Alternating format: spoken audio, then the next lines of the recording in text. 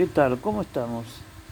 Esta vez quisiera traer a la memoria colectiva del mundo psi, digamos, el mundo de las humanísticas y las ciencias sociales, a los antipsiquiatras de los 60.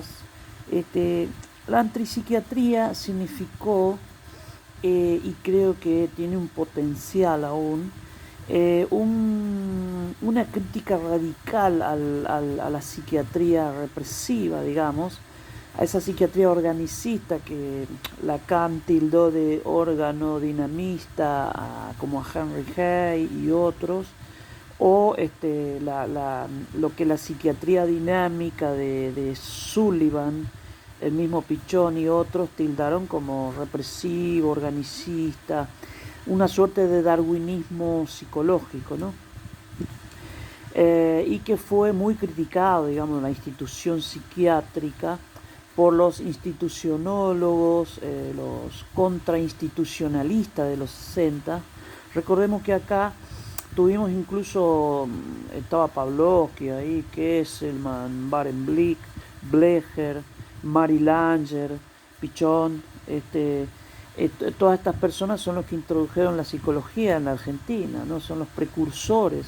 Gracias, por ejemplo, a la cátedra de psicohigiene de Blecher se creó la carrera de psicología, así que, bueno, pero ahora los psicólogos demonizan y persiguen a los discípulos de Pichón, así que hay cosas que nos cierran, ¿no es cierto? Hay que leer un poco de historia. Bueno, entonces, digamos que la psiquiatría fue criticada por este movimiento antipsiquiátrico que promovió el anti-institucionalismo, es decir, los contrainstitucionalistas, y ellos intentaron desmitificar David Cooper y Ronald Line en Psiquiatría y Antipsiquiatría. Después hay otro libro que se llama El cuestionamiento de la familia, está muy bueno, de Line, Sterson.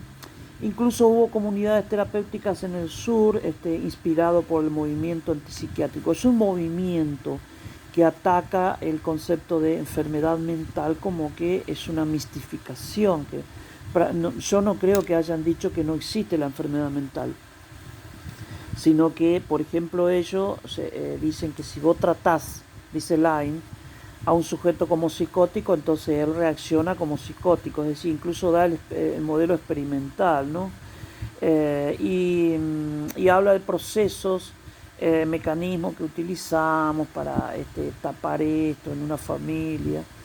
Y en cierta manera lo que dicen es que la sociedad enajenada también genera alienación subjetiva, ¿no? Pero fundamentalmente que tenemos que revisar nuestras categorías nosológicas, los rótulos, o sea, el etiquetaje. Yo lo que creo es que la antipsiquiatría atacó el etiquetaje, esto de poner rótulo, que es un estigma, es decir, es condenatorio. Y entonces inspiró a generaciones de psicólogos, psiquiatras, etcétera, como decía Pichón en conversaciones, a volver a pensar cosas sobre las que hay que volver una y otra vez. Es decir, esa es la mayor utilidad de los antipsiquiatras. Pichón dice que, bueno, tuvieron una desviación mistificante, es decir, digamos. Sin embargo, hay otro concepto del Pichón de la enfermedad mental, un poquito diferente, ¿no es cierto? De modo que la antipsiquiatría es una inspiración. Te quería contar algo que los antipsiquiatras consideran el proceso X, citado por Juan Pundik, un psicodramatista en uno de sus libros, y es el denominado proceso X que Line vuelve a insistir en el cuestionamiento de la familia y también en psiquiatría, antipsiquiatría, y en este libro de Pundik, y que es que la enfermedad mental, el desencadenamiento psicótico, es una desestructuración, una regresión no solo a la infancia, no solo una regresión ontogénica, es decir, del sujeto, sino también filogénica, es decir, que volvemos hacia atrás, y no solo a la infancia, sino más allá, hacia los legados ancestrales, digamos, ¿no? Esto a Hume le hubiera gustado porque Hume cree que los arquetipos rigen la psiquis, ¿no?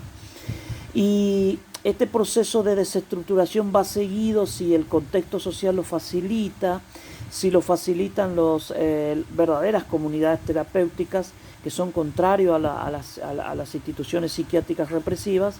Entonces el sujeto vuelve a progresar, es decir, a reintegrarse con muchas vicisitudes sin duda, pero que requiere un ambiente facilitador, digamos, requiere gente que le posibiliten este tema, ¿no es cierto? Entonces, este proceso X que se llama la antipsiquiatría es lo que necesita el psicótico y te digo la verdad, no está muy alejado de lo que dice Lacan y Freud de la psicosis. Para Freud lo que notamos como locura es el proceso restitutivo, es decir, es el intento de curarse, es decir, ese delirio, esas alucinaciones son intentos de curación. Por eso el delirio estabiliza finalmente o restituye, según Freud, al psicótico. Por ejemplo, el neurópata Schreber, ¿no es cierto? Él después dicen que soy un paranoico, ¿no? Pero escribió ese libro, se defendió bien Schreber. Y Lacan dice que es la estabilización, es decir, el delirio como estabilizador, es decir, se hace un ego sustitutivo, etc. Pero todo esto requiere que haya un contexto facilitador del delirio, ¿no es cierto? Que no sea represivo, que sin duda que allí hay que poner un montón de cuestiones también, el tema de la familia, y todo esto en un marco capitalista que de por sí es represivo. Así que la antipsiquiatría tiene que ser estudiada en su fase positiva también como movimiento que impulsó en nuestro país al grupo Plataforma, que es el Malvarembrí, todo ese grupo. El grupo Cuestionamos también, que es un grupo que se escindió de la APA junto con Pichón y otros, y que lo que posibilitan es los procesos instituyentes, si lo vemos desde el URO, es decir, que son gentes que promueven cambio, ¿no? A partir de lo instituido, de la conserva cultural, de la institución armada y cómplice de un sistema que no permite que avance el sujeto, que cronifica, que fija al loco en su locura, promueve procesos instituyentes, ¿no? Entonces, digamos que estudiar a la antipsiquiatría es no solo valorarlo como movimiento, como momento, como propuesta de explicativo de la salud mental, porque recordemos que despertó la cabeza a un montón de gente, a Foucault, es decir, la antipsiquiatría abrió mente, sin duda.